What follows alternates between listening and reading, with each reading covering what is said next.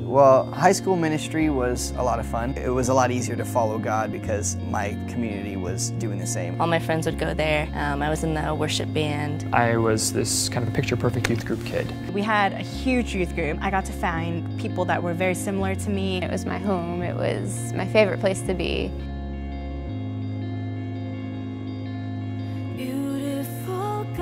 Well, I'm not gonna fall away. Like, that's the last thing I'm gonna do, you know? Look at my family, look where I come from, look at the church that I come from, you know? That's the last thing. Faith is central to me. Like, that bubble burst within months. College felt really lonely.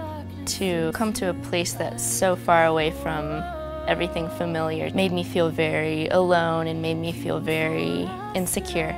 I joined a sorority right when I got to college because I knew that I wanted to make friends. Because I had so much freedom, I really lost all my motivation for school. Students everywhere were under the influence or had drugs or alcohol with them at school, and I was really surprised and not prepared for that.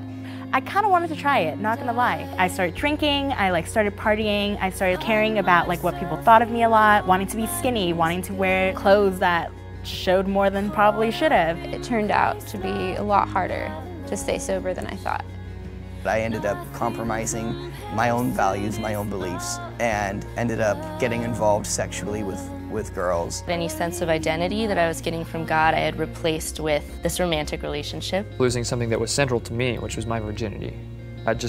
Man, that decimated, you know. The rest of the stuff I could get back, I could heal from, you know, I could turn around and get away from, but that's something that's, you know, you can't change that. And so that just makes it impossible then for me to ever live up to that ideal that I had placed upon myself and that was placed upon me coming into college. My relationship with God was messed up. I didn't really want anything to do with a personal relationship with God because I felt threatened by it and I felt like I would be condemned. My best friends, who I was a roommate with, called me out and said, "Dude, this isn't you."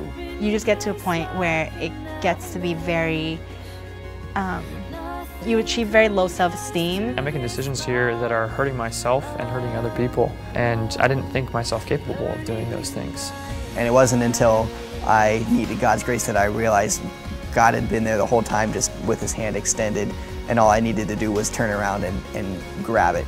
I kept straying away from him over and over and over, and every single time he still received me back into his arms. And he was the only one in the universe that would do that.